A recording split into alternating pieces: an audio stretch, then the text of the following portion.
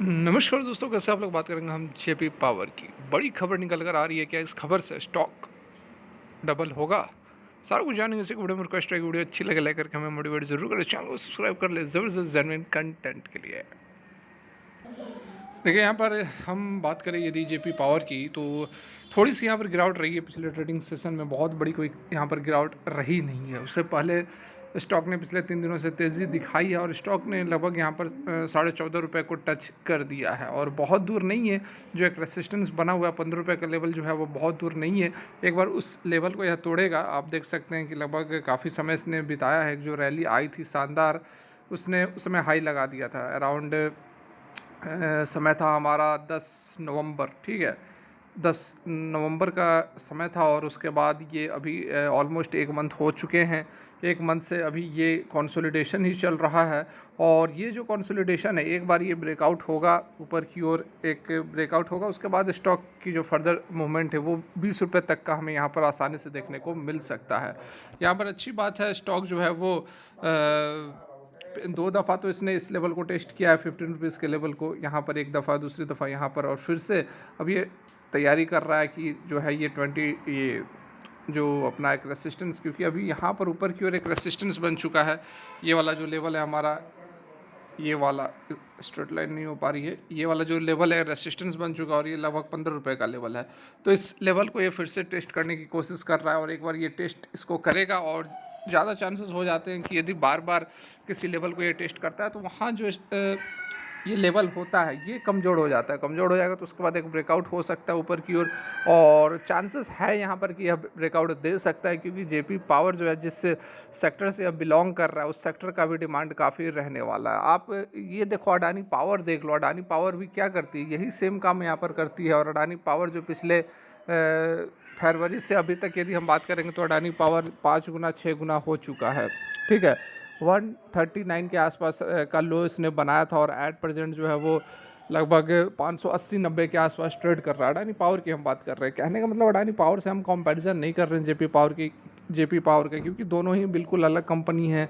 कहाँ अडानी जो कि नंबर 1 अब विश्व नहीं, इंडिया के सबसे अमीर आदमी बनने में अब बहुत पीछे नहीं है, तो उनकी तो बात अलग है। यहाँ पर हम कंपैरिजन नहीं कर रहे हैं, लेकिन फिर भी उस जो सेक्टर से ये बिलोंग कर रहा है उस सेक्टर के अंदर काफ़ी स्कोप है।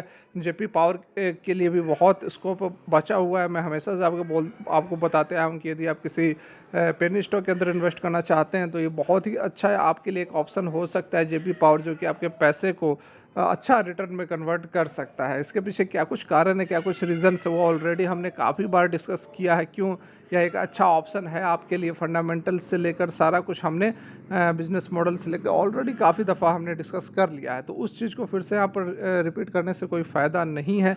फिलहाल यहाँ पर जो पॉजिटिव अपडेट है, जो अच्छी खबर निकल कर आ रही है, उस पर एक नज़र डाल लेते हैं। तो यहाँ पर देखिए, जो अपडेट निकल कर आ रही है अभी अभी की लेटेस्ट अपडेट है, इसमें बताया जा रहा है कि क्यों थर्मल पावर जो है is still key to meeting growing energy demands, ठीक है। यह अपडेट आप देख सकते हैं। ऐसी बात नहीं है कि मैं आपको जेपी पावर के लिए यहाँ पर बढ़ा चढ़ा कर कुछ बता रहा हूँ। यहाँ पर खुद बताया गया है कि क्यों थर्मल पावर जो है यह अभी भी स्टिल एक बहुत ही की क्रूशियल रहने वाला है to meeting growing energy demands, ठीक है। अब एनर्जी डिमांड्स को मीट करने के लिए जब थर्मल पावर अभी इसका डिमांड रहने वाला है, तो डेफिनेटली जो प्राइवेट सेक्टर के अंदर यदि बात करोगे तो जेपी पावर का अच्छा एक मार्केट शेयर बढ़िया यहाँ पर पकड़ है थर्मल पावर में।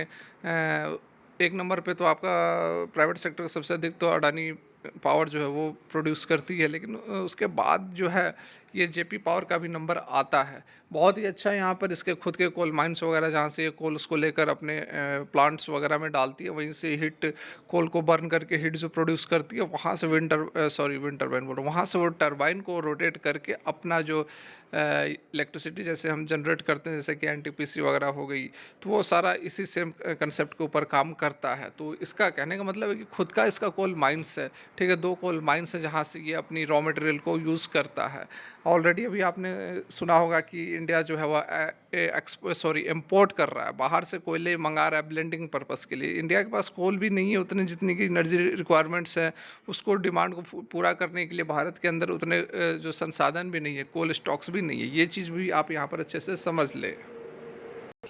देखिए, यहाँ पर जो बातें मैं आपको हमेशा से बताते आया हूँ, वो चीज़ खुद यहाँ पर आपको अब जो एडिटोरियल जो आर्टिकल्स वगैरह अब जो पब्लिश करते हैं, उनका भी यहाँ पर कहना है। देखिए, with the surge in demand for the electricity, India में need to look an energy mix to sustain its economic growth rather than just relying on the renewables. यही बात मैं आपको पिछले 4-5 महीने से समझाने की कोशिश कर रहा हूँ कि केवल रिन्यूएबल एनर्जी के ऊपर जो है वो फोकस नहीं किया जा सकता, क्योंकि रिन्यूएबल एनर्जी से हमारी जो एनर्जी रिक्वायरमेंट्स है, दिन प्रतिदिन की जो एनर्जी रिक्वायरमेंट्स बढ़ती जा रही है, उसको हम पूरा नहीं कर सकते हैं। As the pace of the hydro और न्यूक्लियर एक्सपेंशन, ये जो हाइड्रो और न्यूक्लियर की यदि बात करें तो वो काफ़ी स्लो है, ठीक है, वो काफ़ी स्लो है। Addition, coal based thermal capacity is crucial to meet energy requirements, ठीक है।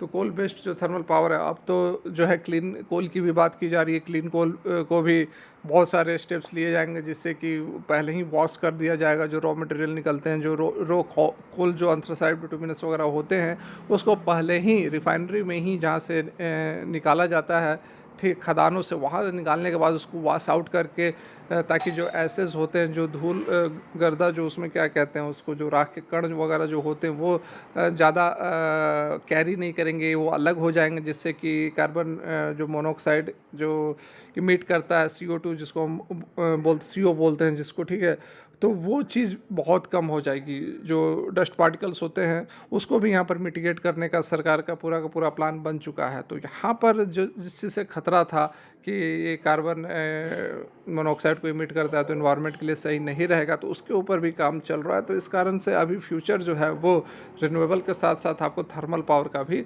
रहने वाला है। फर्दर यहाँ पर देख सकते हैं कि जो थर्मल मिक्स है ओवरऑल जनरेशन का कहाँ तक पहुँचा है, तो 75% तक एट प्रेजेंट बना हुआ है, जो कि पिछले साल जो था हमारा 73% पर था, ठीक है। नुवामा एनालिस्ट्स का यहाँ पर कहना है। नवंबर के लिए the thermal generation mix was 81% as 77 the last year में 77 था, और अभी 81% तक पहुंच चुका है थर्मल के थ्रू जो इलेक्ट्रिसिटी यहाँ पर प्रोड्यूस हुआ है, ठीक है।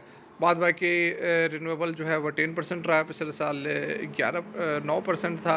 तो थर्मल वगैरह के अंदर तो ज़रूर यहाँ पर तेज़ी देखने को मिल रही है, लेकिन उसके साथ बात कहने का मतलब यही है कि अभी आप पूरा का पूरा रिन्यूएबल के ऊपर डिपेंडेंट नहीं हो सकते हैं, आपको कोल बेस्ड थर्मल पावर वगैरह की ज़रूरत पड़नी है। तो इस कारण से इस तरह के जो स्टॉक्स हैं उसके अंदर भी अभी आने वाले समय में आपको अच्छी खासी तेज़ी देखने को मिल सकती है, आज नहीं तो कल।